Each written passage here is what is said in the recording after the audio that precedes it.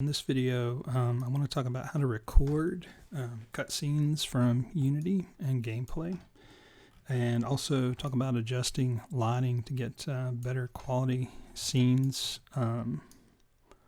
and also post some additional post effects type work. This is a follow-on to the videos that I've done that cover how I actually created this scene, and talk about timeline animation using Cinefex and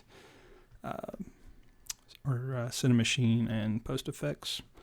So one of the things when you've saved your project and you open it back up and you've got this timeline object in your scene, it may not start the timeline for the object when you just click on it. So if you click back and forth, so here it is.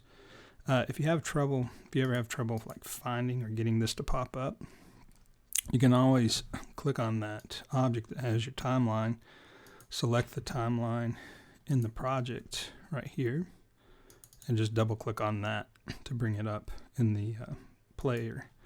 Now the thing is, sometimes when you do that, you actually lose the playhead, so you have to click off and back on to get the playhead back. So here's our play of the animation, looking at it from this view, and you kind of see I've kind of purposely gone and deleted some of the baked lighting because I've taken these buildings now in order to get them to show up in these light probes and made them all static.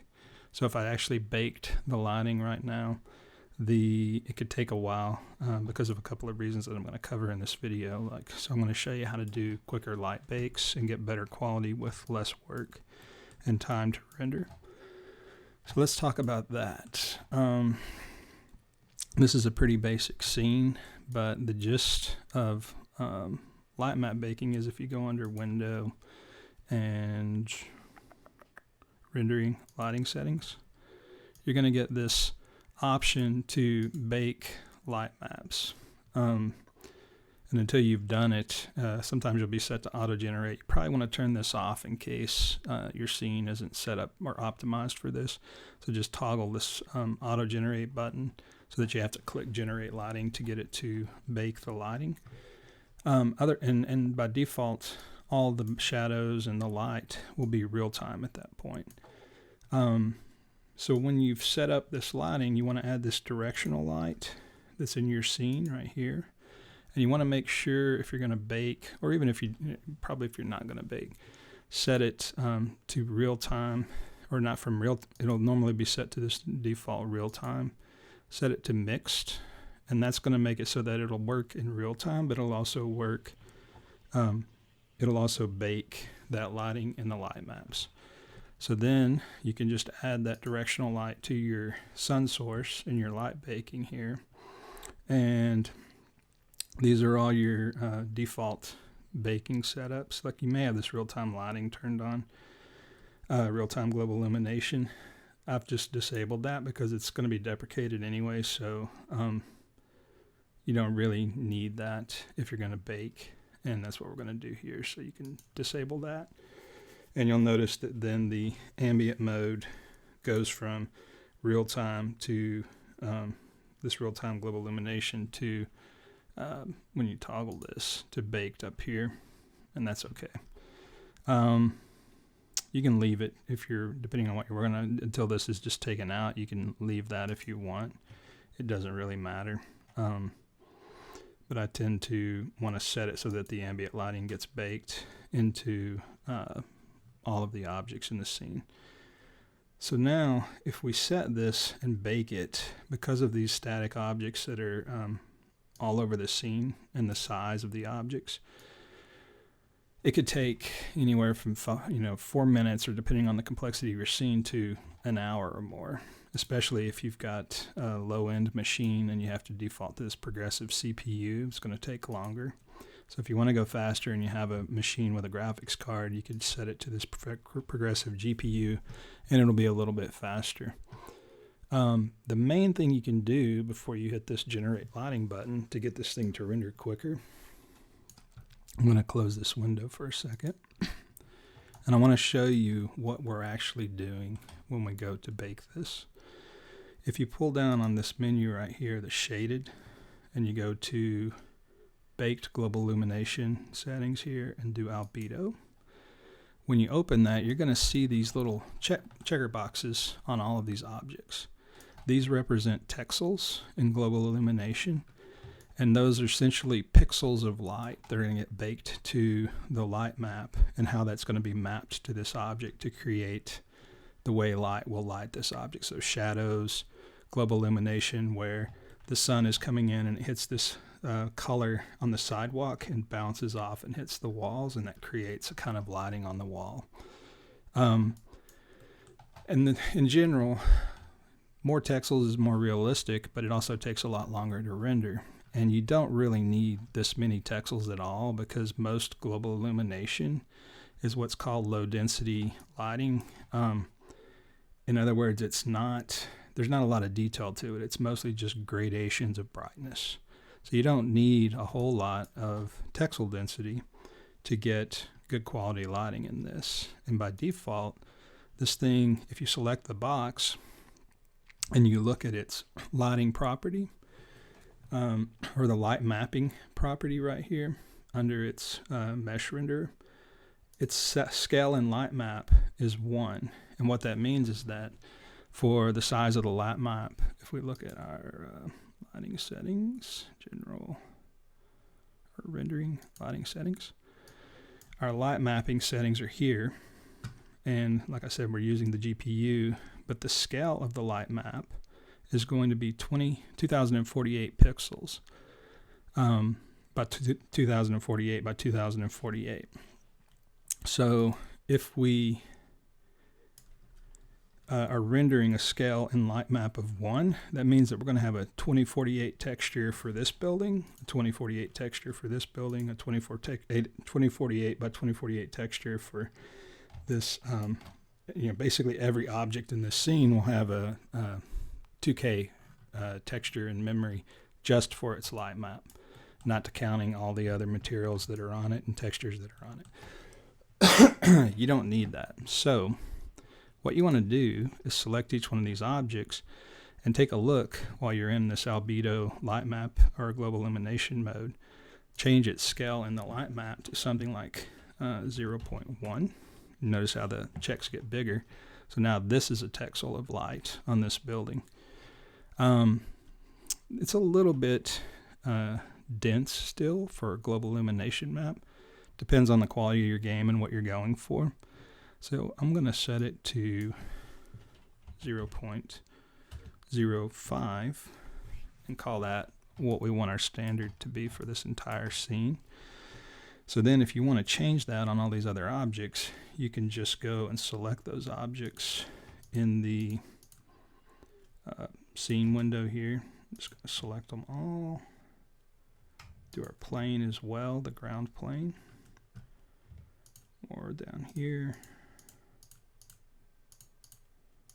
And you only want to set objects that you've gone and set up here in the corner of each of the inspector for each object to static.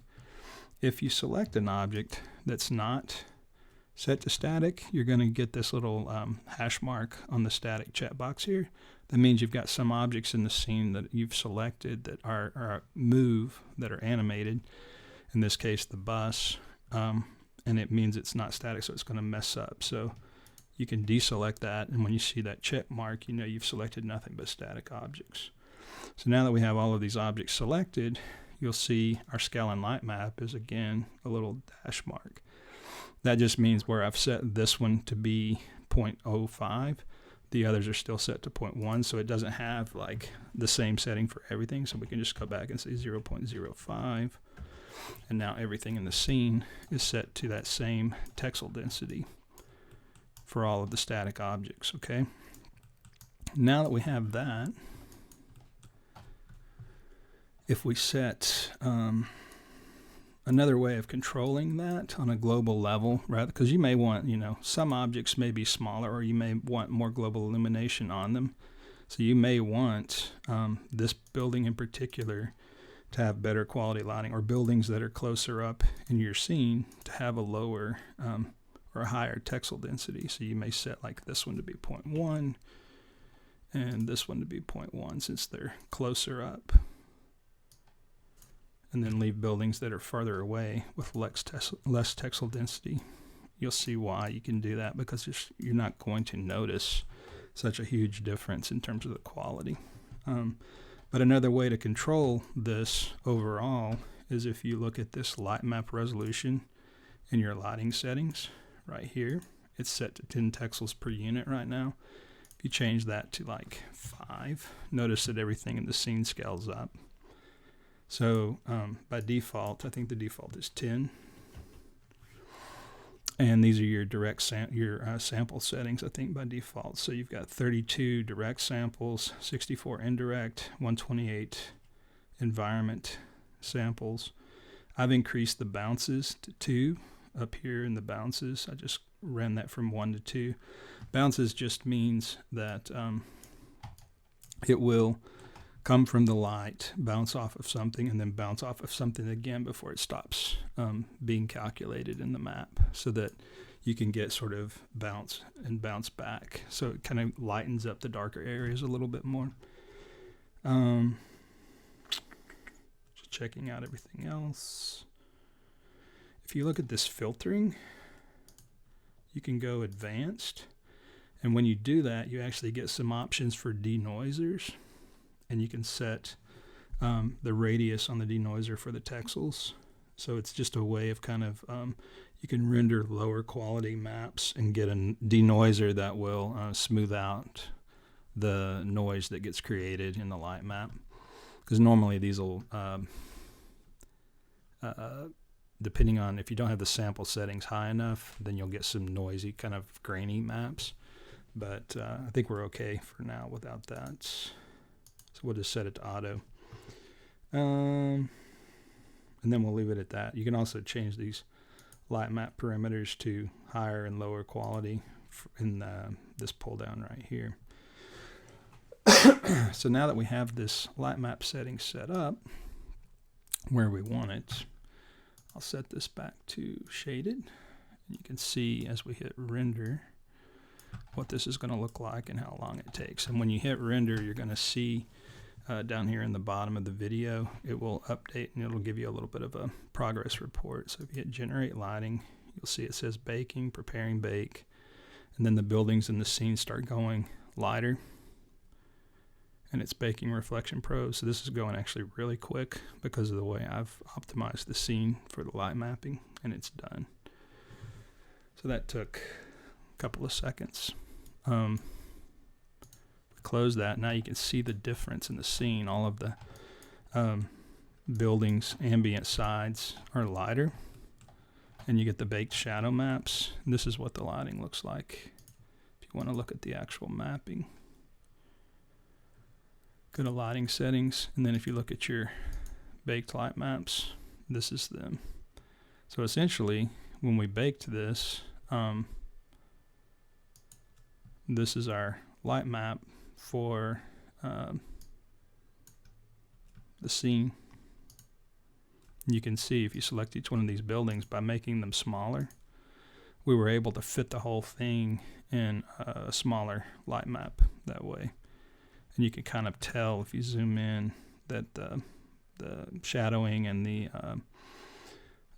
global illumination, they don't need a whole lot of texels to essentially color the scene and create the lighting effect that you're going for. All right, so now we've got some baked lighting and it looks pretty good.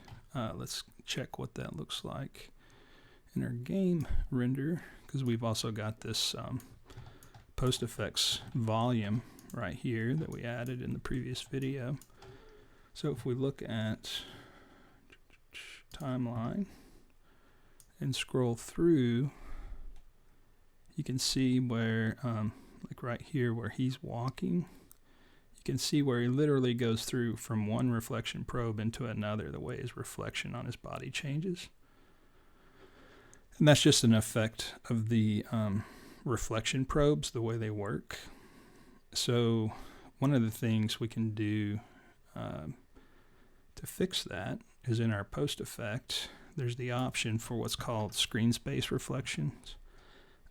So if we look at, select our volume right here, and then go and check out our different filter effects. Now, I've gone and added some since the last video, so I'll show you how to add those.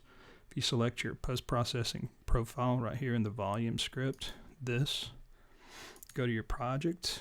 That'll be your post-processing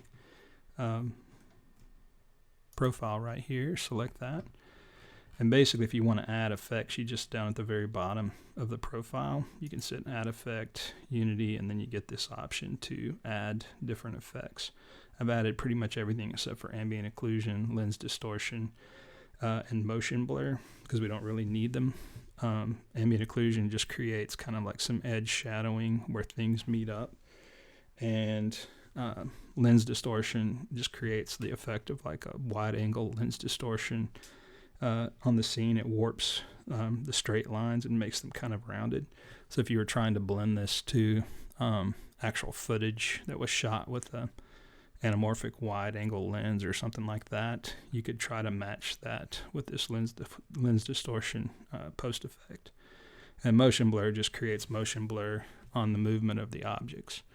We don't really need that stuff, so I haven't included it in our profile.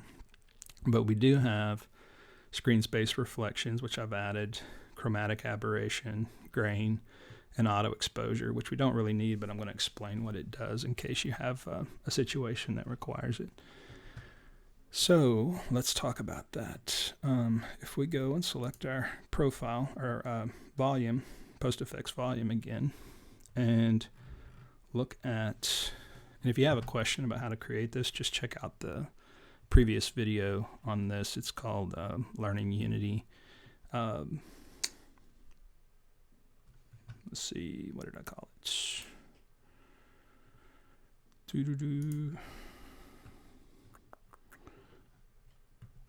Well, let me just open it up in YouTube and show you.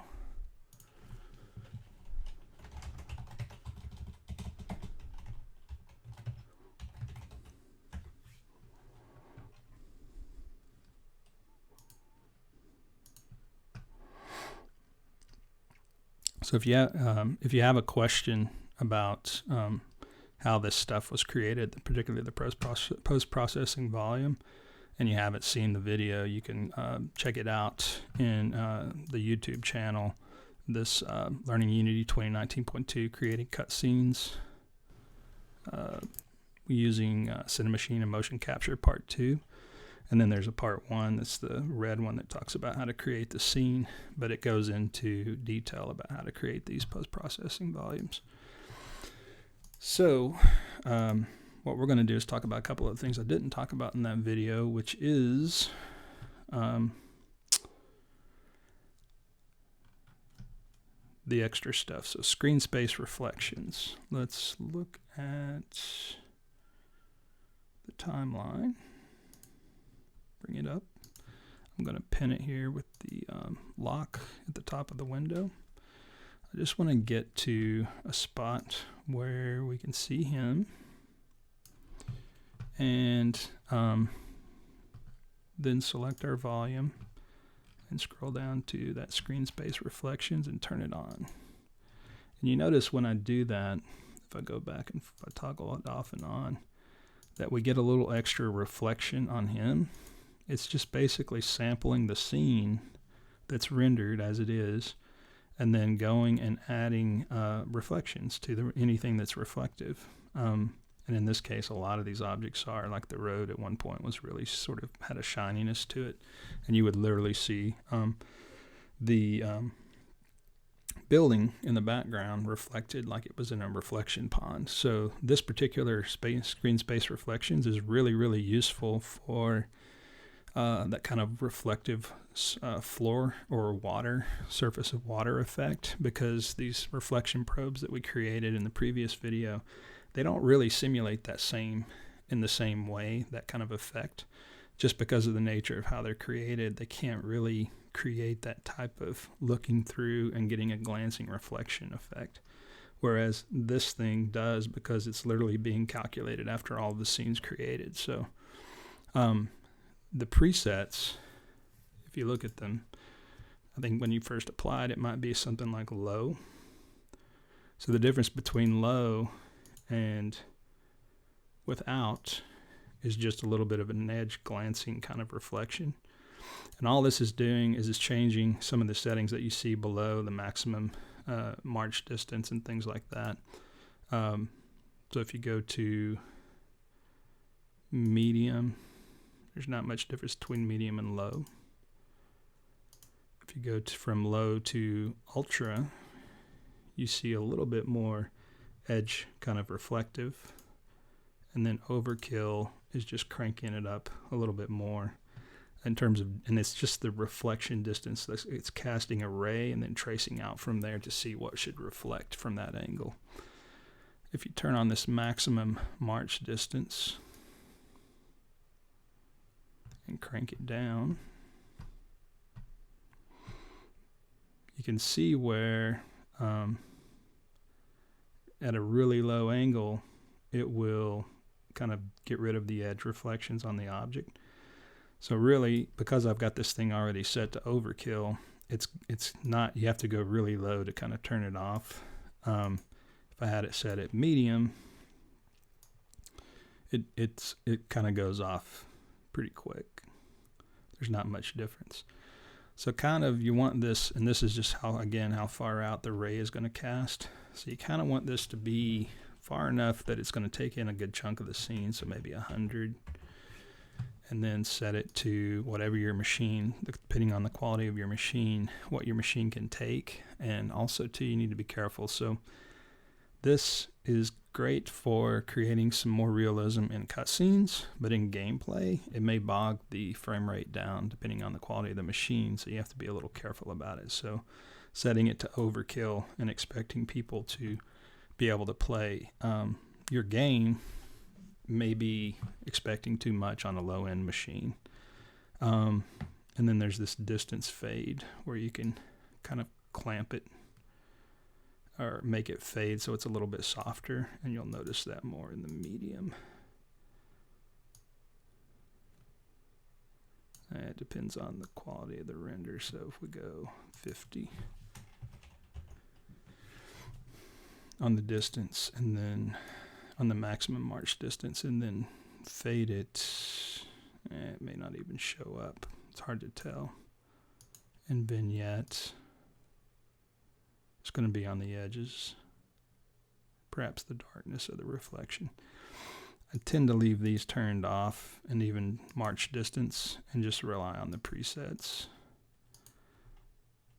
and go to something like overkill if I can afford it. In this case, because we're rendering a cutscene, I'm going to go for the extra quality and leave that. The chromatic aberration effect is something that's hard to see unless you're looking at the right part of the frame. So chromatic aberration, let's look it up. It's also known as color fringing in photography. So if we go color fringing image, a good example is this image of a horse where you get this purple kind of chromatic aberration or highlight effect or fringe effect around high contrast areas. It's in pretty much every image, like this bird. You can see the same effect. And what it is a, you can see a kind of bluish, and every camera is going to have a different kind of chromatic aberration effect. But you see it basically in high contrast areas. The point of it is it's a lens effect. What causes this is the quality of the glass or the lenses on your camera. And partly the processor, the resolution of your processor and the sensitivity to light. So if you're trying, again, to match a kind of film look or photographic look in your scene, you can do that with this chromatic aberration. So when you turn it on, it's going to want a spectral LUT, which is a color lookup table. I'll show you what that is in a second. And if you crank up the quality, you see back here along the edges that it's creating that kind of edge distortion look where it's creating kind of a red fringing or purple fringing on the edges. And you need to go kind of subtle with it. What's fast mode do? I'm not sure what the difference is, but it may make it faster. So, it's just less. So it's basically considering less. You can see the difference. If I crank it up, you can see there's like 1, 2 passes, like 3. It's just creating kind of a blur using a multipass. And if you turn that off, it blurs. There's just more. So fast mode just means it's going to do it with less passes. And depending on the size of your fringe, that may be enough. It may be fine because you still get the same effect on these lower. You're not going to see it up close. It's going to be in the distance or on high contrast edges barely. And you may not be able to tell much of a difference. You can kind of see a line. I'm going to go ahead and leave it blurry, just because have the extra effect. We're not really matching this to photography, but it does give it a bit of a photographic look. It's not a high quality photographic look because good quality glass has a lot less chromatic aberration, but you're going to see in a second when I go to do the color grading that I don't really care. I kind of want it to look lower quality because we're going to change this blue to be a more 70s kind of color grade. So I'll turn off that check for the fast mode. And the last effect to look at that I'm going to actually apply and keep is this grain.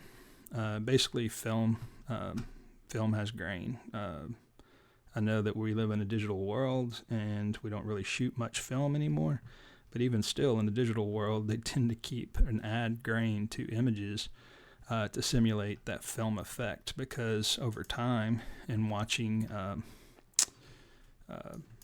movies and cinema, we've gotten used to a certain type of look that has a process of film associated with it. And when you see things that don't have it, so here's like some examples of film grain. You see it more in black and white, but the effect is just this grain effect. Anyway, when you see an image that doesn't have certain cinematic qualities like edge fringing and blur and this bloom effect, which is a chemical effect that goes on in film that causes some light bleed at the edges of bright specular highlights. When you see an image that doesn't have that stuff, it looks artificial, even though it may be a truer representation of the way an image might look in the real world. We've gotten so used to seeing film effect and film look that when we, it's the same as like when you're looking at your TV and it's set for sport mode, and they call it the soap opera effect on a TV because the newer TVs have a high frame rate kind of effect that you can turn on, and it makes filmed shot movies look like they were shot with video or soap opera. It looks like it flattens the image and makes it look like a soap opera effect.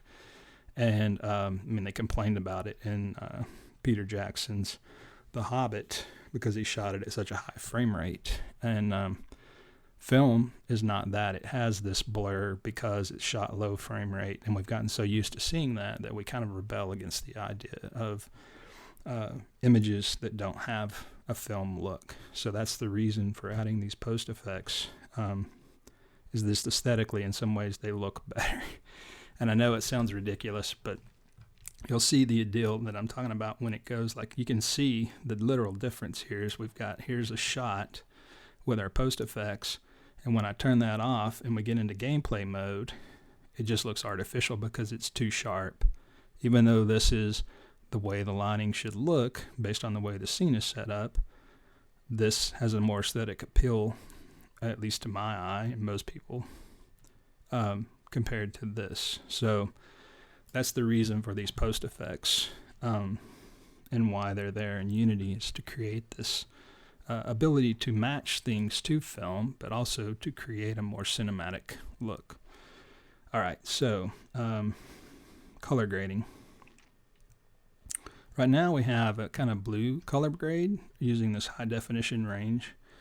I set this up in the previous video. I just wanted to explain another option for doing it that I didn't show in the last, and it has to do with this spectral LUT or color lookup, the option.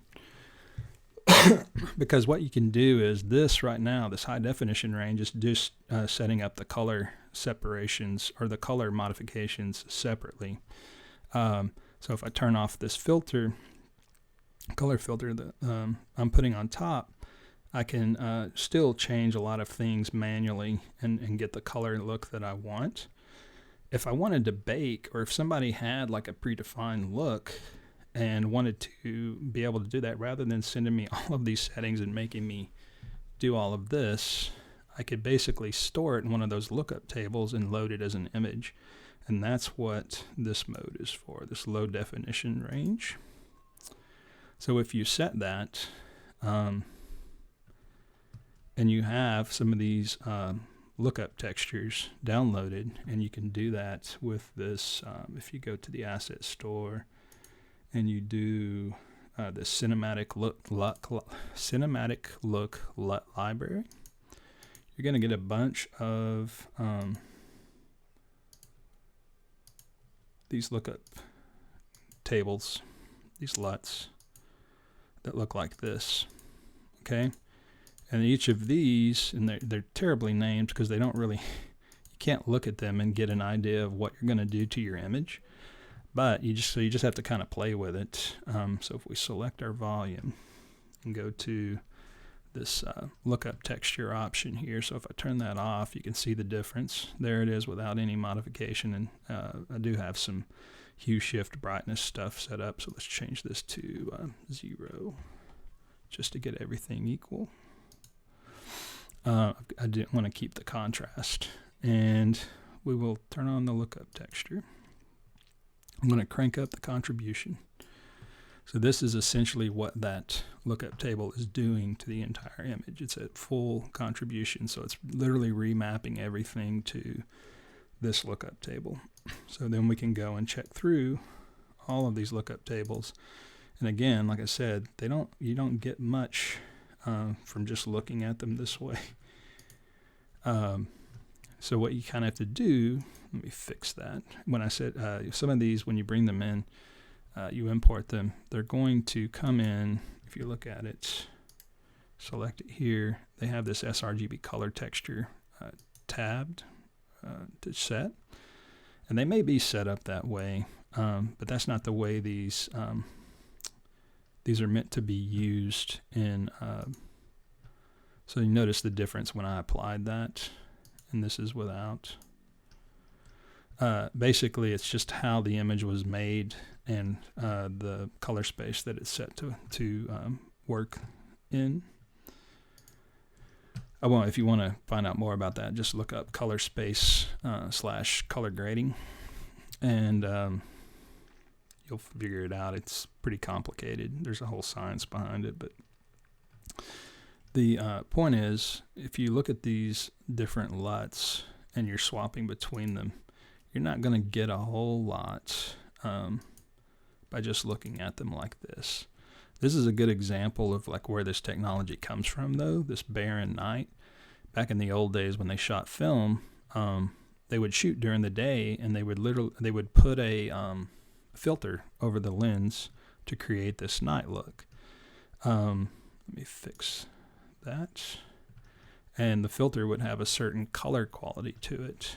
Even if it was a black and white film, it still would be like a color filter, because the idea is to remove certain frequencies of light so that it ends up creating a kind of night look. So what you can do, though, is if you take this and crank it down, then you're basically creating the color that you would get from a moonlit night without the sun, the yellowness. So it's bouncing light off the moon, and that's how it's coming in. And that's what the goal of these, this kind of look is it's creating a remapping of the darks, mediums, and light tones to this color palette. And it's basically as if you'd done this with the HDR and all these manual setups, you're just storing all of that in a lookup table, and you can distribute that so that you get the effect from the lookup table. So we can go and look at some of these. It's the same thing that you would get if you were doing this type of thing on your iPhone. If you shoot a photograph and you apply some weirdly named filter to it, that's basically what you're doing with this, and it's the same idea. So dark nights. This desert glare is a kind of interesting one from the idea or the perspective of creating what I'm going for is this 70s type of effect. The 70s, some of the film stock had kind of a warmer exposure value. A lot of Fuji film was shot, and you get this kind of reddish tendency in the film. So you can create some 70s looks by going for warmer tones. So I'm going to try to do it with this lookup texture and see what we come up with. So to kind of punch this, notice that it's kind of washed out. You can open these trackballs down here and mess with the colors further. So I'm going to crank them, and if you just put them in center, so that we're getting a balance between.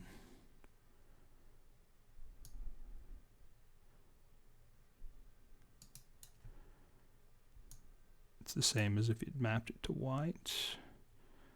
And now I'm just trying to get it zeroed out on the amounts.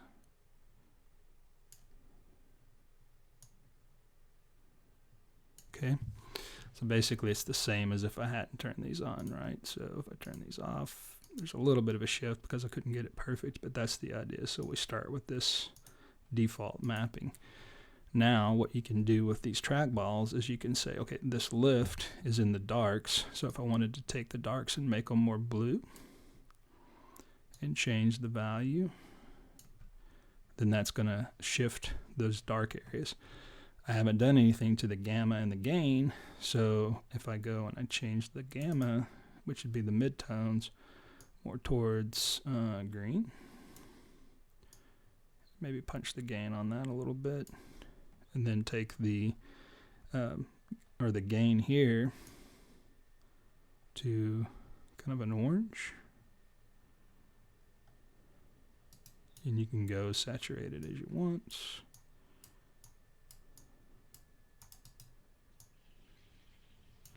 And then punch that whichever way you want. So you might punch that up and then take the gamma down and maybe take the shadows down. I'm just trying to give you an idea to show you how it's going to mix.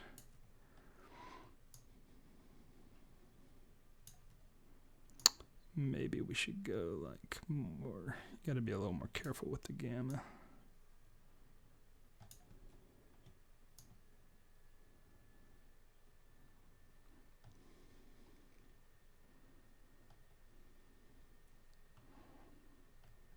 It gets tricky. There's an art to this for sure.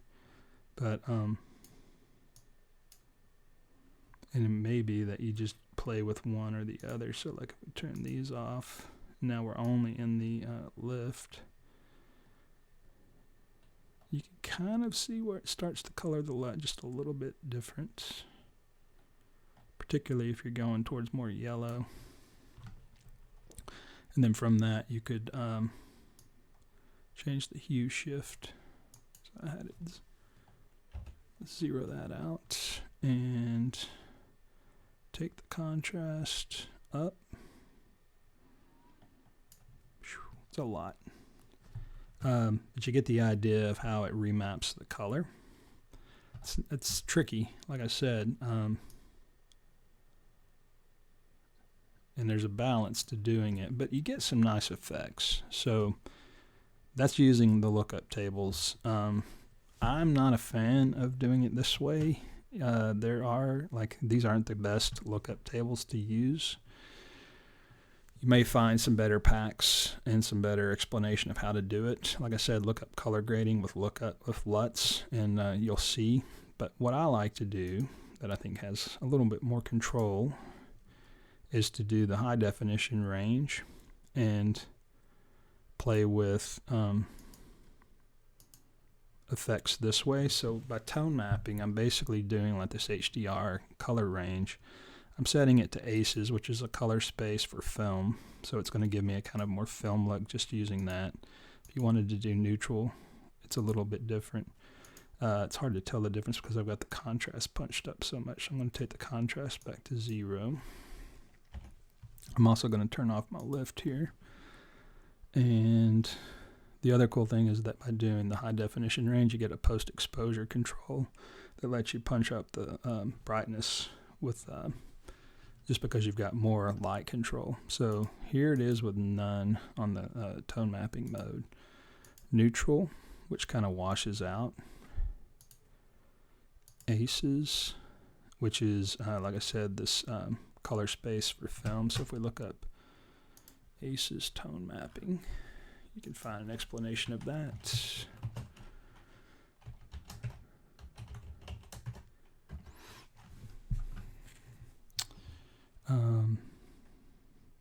Yeah, so there's some explanations of it and what it essentially does. If you look it up on the internet, I'm not going to go into explaining, but it's basically a film tone mapping curve that's been created. So if you're trying to match film, that's a good place to start for the mode. You could also change the temperature, which is a color temperature for going more blue or more warm. So in our case, since we wanted to go more warm for the 70s, you can maybe do that. And this is just white balance. Then, let me turn that off. What I like to play with is the post exposure and the tone. So I'll apply this color filter, which is just an HDR color value.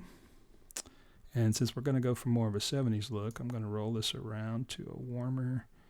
So notice there's not much difference between this and going with the warm filter, but this way you can at least play around with the quality of the color as a starting point. So I'm going to go for something more warmish red, orange, and then do you can do this hue to shift it one way or the other. So I'm going to go more towards red that way. Saturation, you can take it down, and then when you get into the lift and the gamma and the gain, we can start to add like some green, blue in the shadows. And actually, let's play with the contrast a little bit. I want to crank that up. I don't want to go too bright because we'll wash out these highlights. And the gamma can come down a little bit that way. Don't want to go yellow. Maybe go blue. It's too purple that way.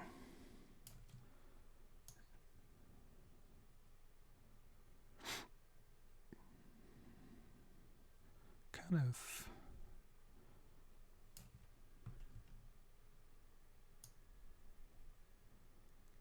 I'm kind of digging the balance of the orange and the blue here. My shadow's got a little dark, so could probably punch the gamma a little bit.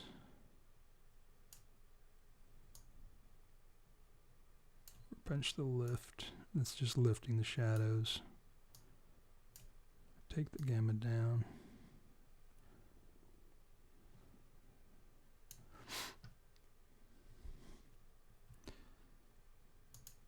Turn those off and just see without.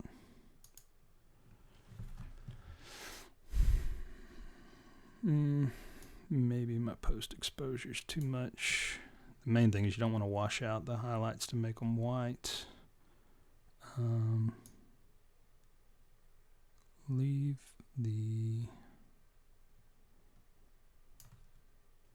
take the saturation down. And I think that's okay. So now we call this would be our new color grading. So the differences between this and that. And you can see where the main difference is it's giving some warmth in the foreground, but then the sky, but also in the sky too. The sky is a lot less blue this way. Kind of like this going to kind of a greenish blue tone. So on that note, since we baked, I want to talk about actually adding some more light using an HDR image into this skybox, because right now we're just rendering the default gradient from light to blue skybox, which can work for this scene, but I just want to show you how to add your own HDR image if you want.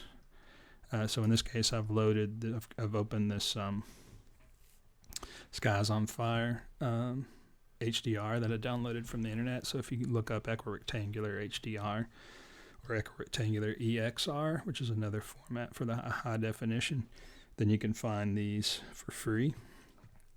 And when you import them into your project, you want to make sure you set the texture shape to cube and the mapping, leave it at auto. Depending on the format, there's other ways to set up these cubes, but since we're doing it from an equirectangular, we want to leave it at auto and set the convolution type to diffuse irradiance for lighting effect. And if you're using a cube map, you can do this fixed edge seams, but if you're doing the equirectangular, you don't need to.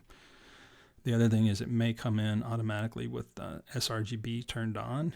If you're not using an HDR or an EXR, you can leave that turned on, but if you are using an HDR EXR, you need to turn that off. And then you just hit apply. It's going to take a second to calculate it. Excuse me. And when it's calculated, it'll end up looking like one of these reflection balls.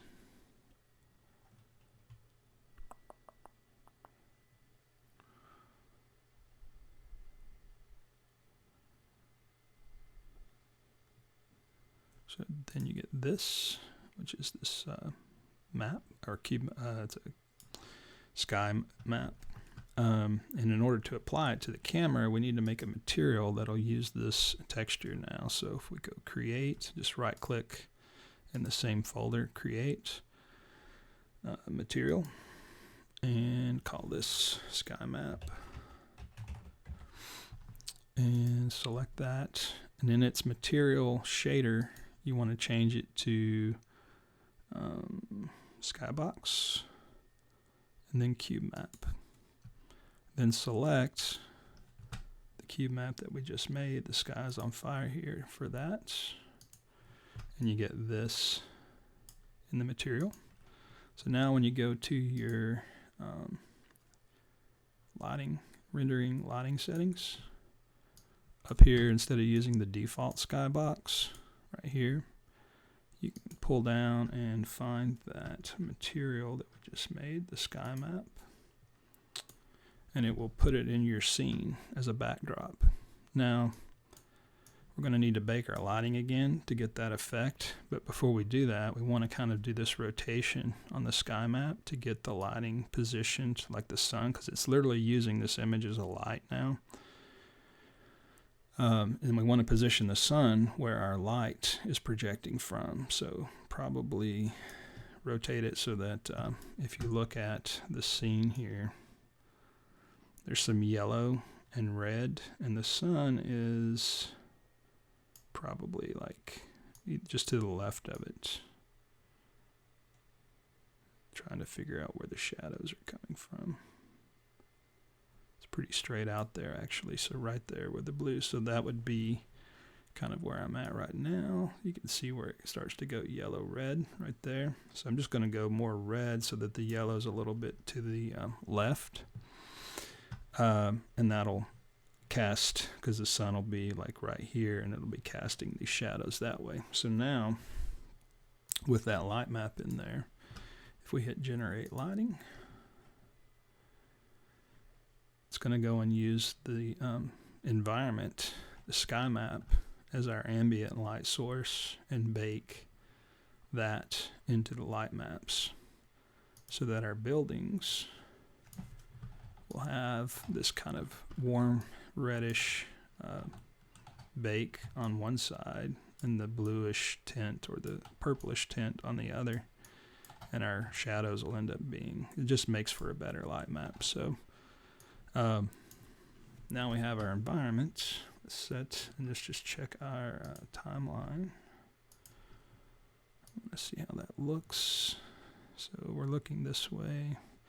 So maybe it may be that based on all of this, because you're going to have to go back and forth and tweak these, like the bloom settings here. So if you turn that off and on, you can see it's a little, it washes it out a lot. So you may tweak that down.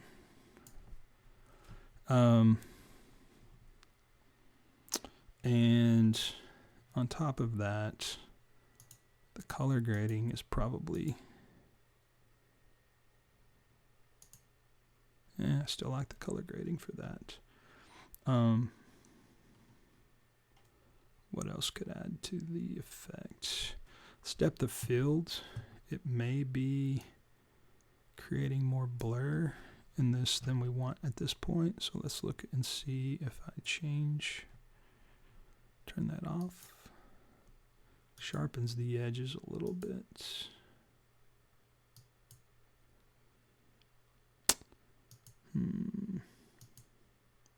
Kind of like it still, so I'm going to leave that. And chromatic aberration, still like that.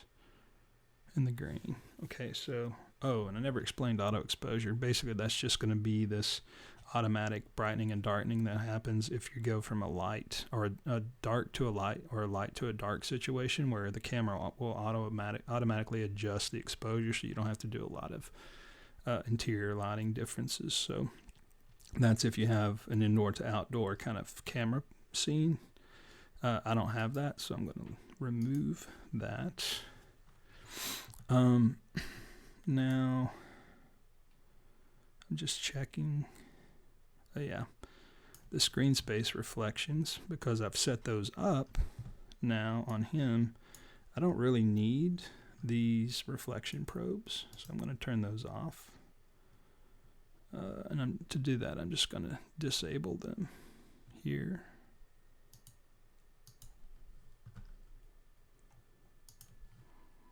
In the inspector. Actually, I don't want to disable the probe. I just want to disable the object itself. And then there's 3 down here, so I'll turn those off. And when I do that, we were getting this transition where he would walk through each probe before. Now he's equal across all of the, because there's kind of a global reflection map coming from the environment that helps. And that's partially to the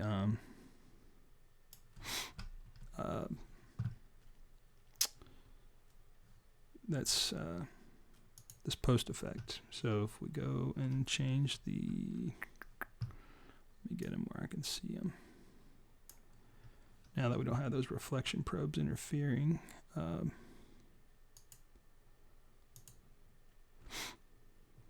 if we change the vignette is kind of a nice effect because it lightens up.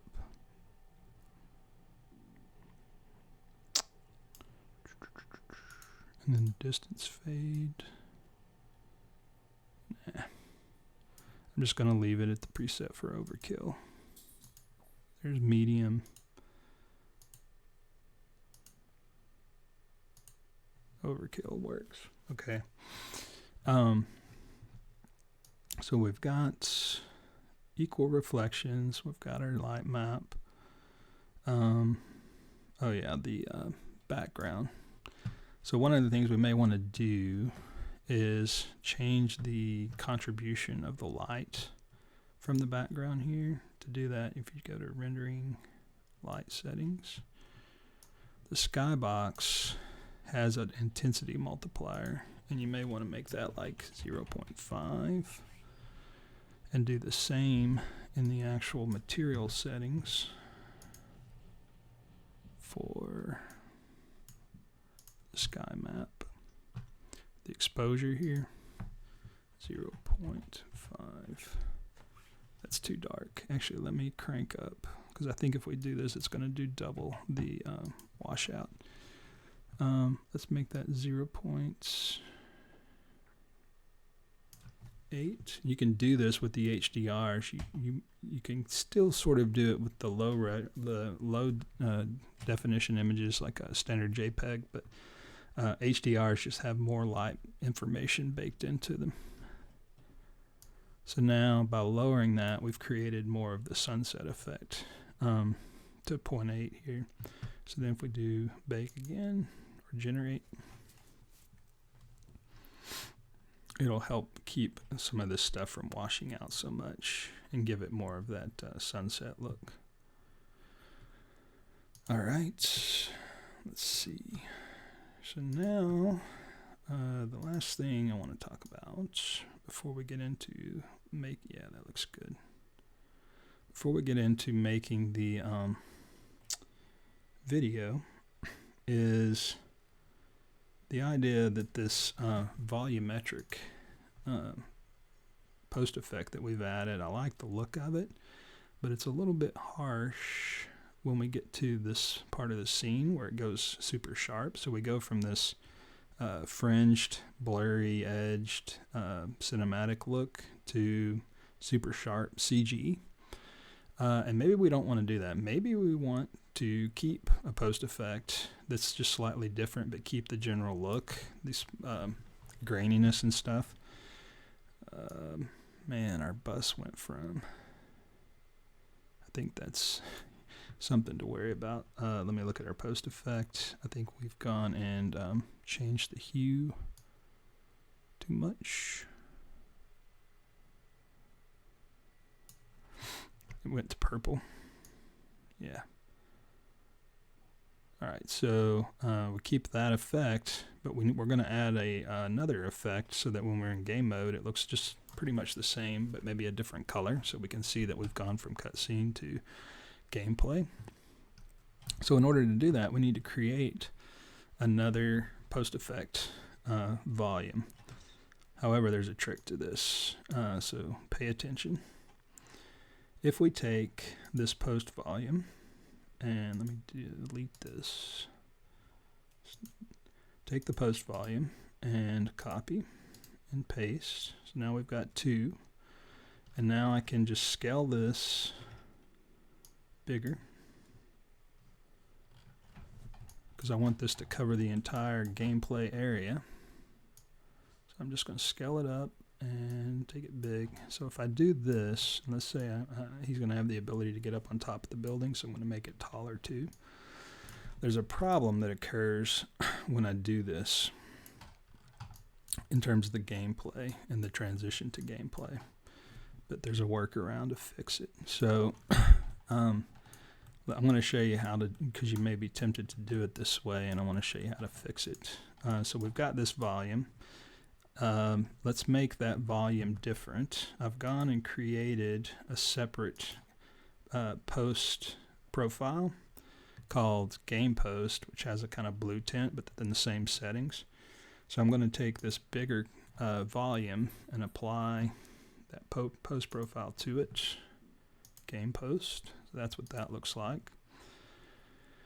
And one of the cool things about this is if you ever want to blend these post effects, they blend kind of naturally. So that's the reason for these volumes, is you can make it so that as you move from one area to another, you can create different post effects depending on the volume that you're in. So that's part of the problem too. What's causing the problem is if I do it this way and I just activate this larger post effect in the timeline, it's going to cause a collision problem where he's going to fall through the floor when I go into gameplay. I'll show you what that looks like in a sec. Let's change the blend distance here. So now we've got this post effect. Let's look at it in the timeline. So then we go, see how it's overlapped we're getting a blend of both this volume that we're in, but also this other post effect, because it's literally just blending between the two, and you get the combined effect. If I turn off this post volume, which we're going to rename to game post, so we can tell what it is. If I turn that off, there's our original, and this is it blended with that the game post effect. You can see when we go into the game mode that it's different. So there's our brown, and there it is. Okay, so what I would normally do is, if we created it this way and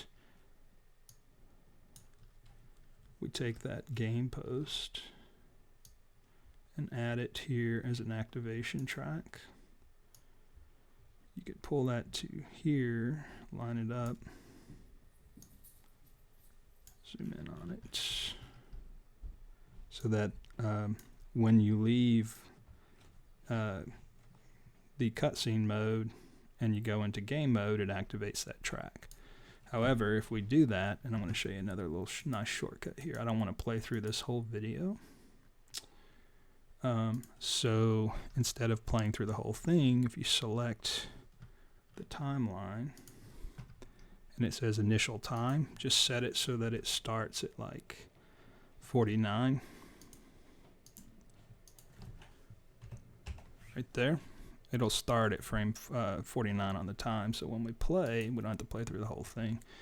You see what happens when we activate this. So there it is. Now he starts falling through the ground. And that's because, as far as I can tell, that's because this thing has a collision object on it.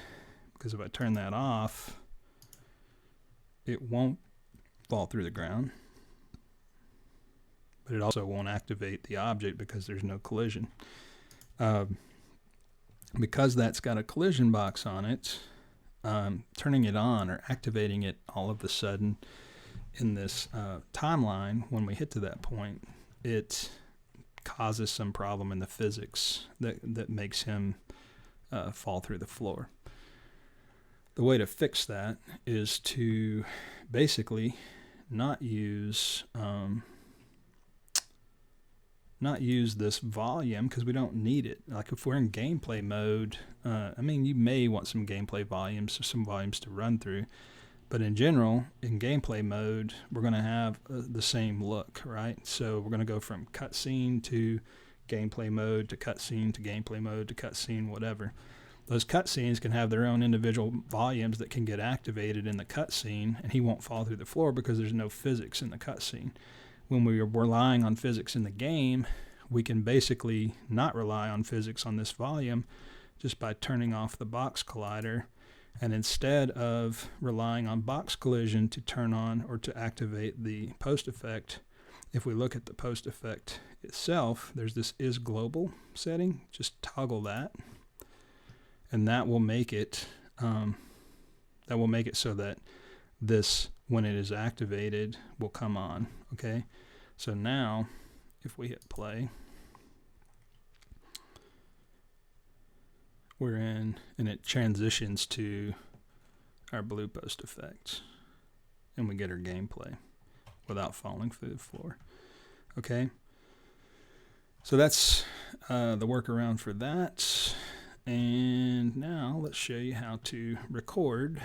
Let's go back and set our timeline so that it will play from 0.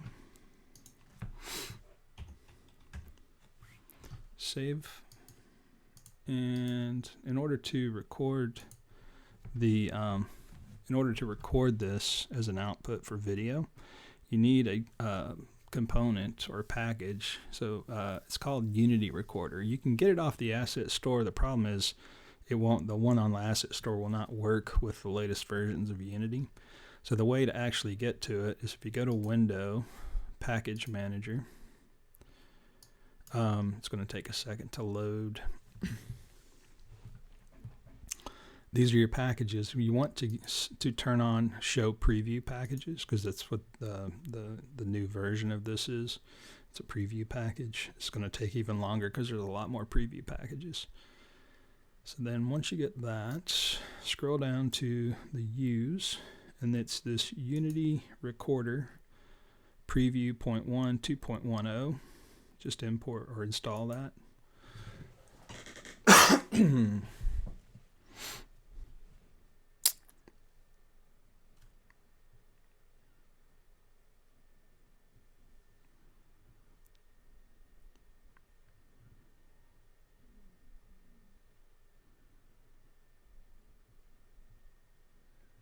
It's going to take a minute.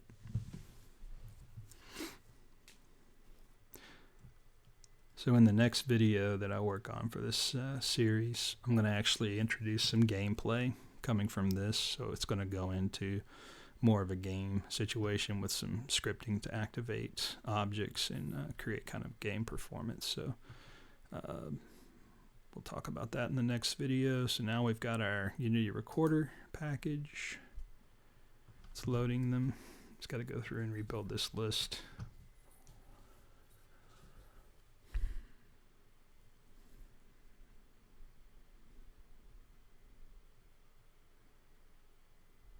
All right, so now we have in our projects down here under packages, we have Unity Recorder. So how do you use this? If you open this up, unfortunately there's not any really good documentation, but it basically says that there are several different types of recorders, and you can set them up. So some will record like an anim file, some will record a movie, images, and GIFs. We want to record a movie. So the way to do that is if you go to Window, General, and down here you'll see this recorder pull down. You want to do Recorder Window. You can also go under Options too. So Window, General, Recorder, Options, and you can get into different modes. Show recorder game object. I'm not sure what that is, but anyway, you just want this window, and what you need to do is create.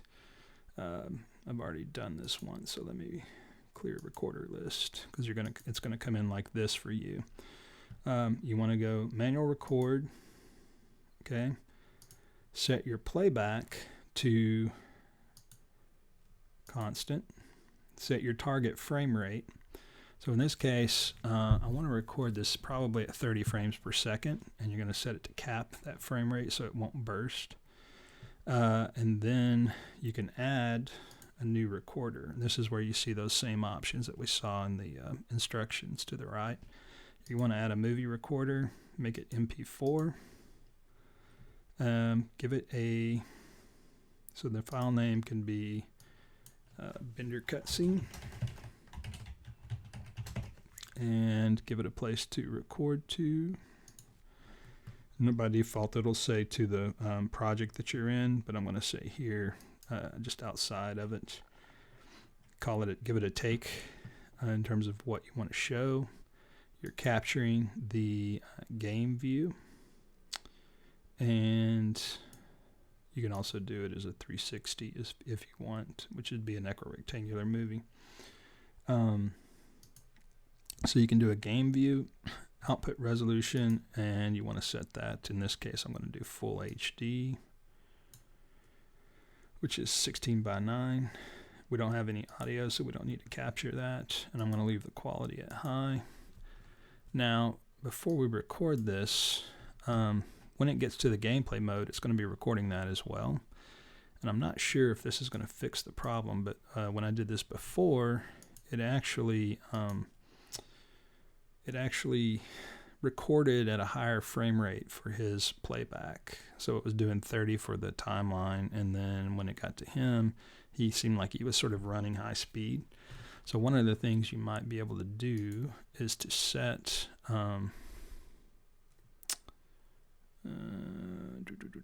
under the timeline playback here. Hopefully we stay in the timeline. Here you can set the frame rate instead of 60 to 30. So that because that playback is in the frame rate, the timeline frame rate, it should hold. There may be a way of locking the frame rate here or in the project itself.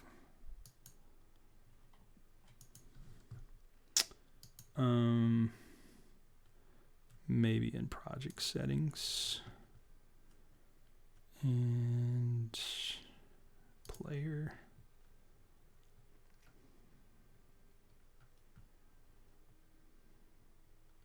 Just trying to see if there is. You can look it up if I can't find it. Fixed time step time scale.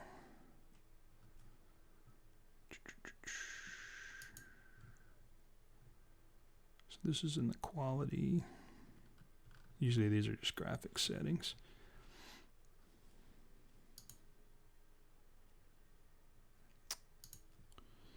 I would think it'd be here in the player. Resolution presentation, full screen.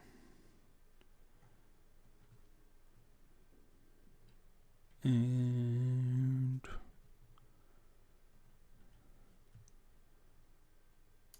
other settings. Color space set to linear. That's because of the HDR stuff that I was doing earlier. You may want to check to make sure yours isn't set to gamma, which is I think the default. But the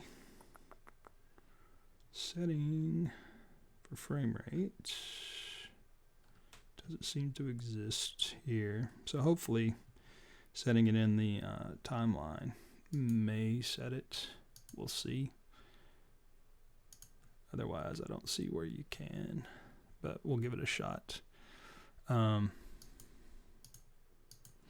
see how it goes. All right, so we've got everything set up. All we have to do to record the video is hit this little play button here, and it's going to start the game.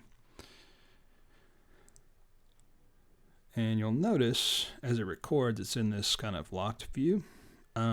But it's also that it's going to record a little bit slower. He's going to look like he's going slow. That's fine. It just means it's forcing the frame rate so that the animations in the timeline execute at the same rate that we've set the as the target for our video. So it's going to be, it should be to time. And we'll see how it executes when it gets to the gameplay mode. So you have to be ready when you're recording this so that when it gets to the gameplay mode, you can start driving the character around. Otherwise, he'll just stand still and do nothing.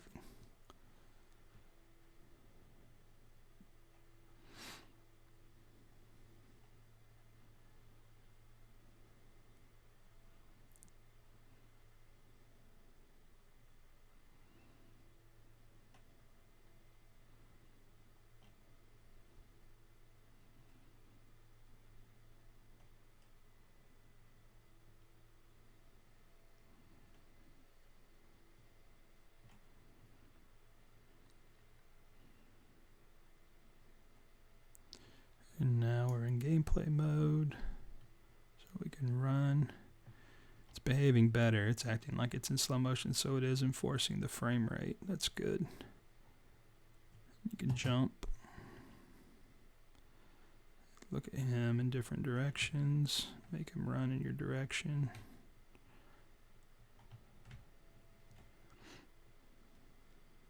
You can make him crouch. All right. Anyway, that's once you're done, just hit stop recording up here. It'll be done. You can check out the video to make sure that it did what it said it was going to do, which is this.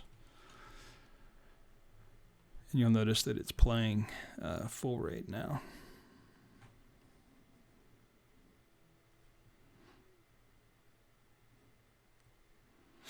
So hopefully this video helps you understand that you can record without having to have the Blender interface or the Unity interface in the window. You can make recordings of your gameplay, whatever, and then also how to adjust your scene settings to get the lighting better and the quality on the post effects.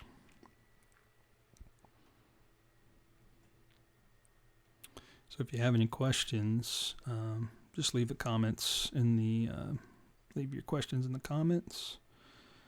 And in the next video, I'll cover how to add gameplay, or more gameplay than just running around into the scene that we've worked on. Thanks for watching.